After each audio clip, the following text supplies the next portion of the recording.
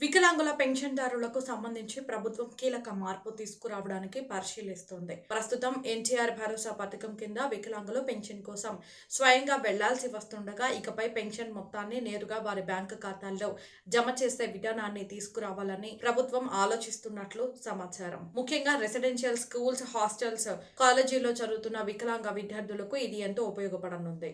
Pension కోసం స్వగ్రామాలకు రావాల్సిన అవసరం తగ్గడంతో ప్రయాణ ఖర్చులు, సమయం ఆదా కావడంతో పాటు క్లాసులు మిస్ అయ్యే సమస్య కూడా తగ్గే అవకాశం ఉంది.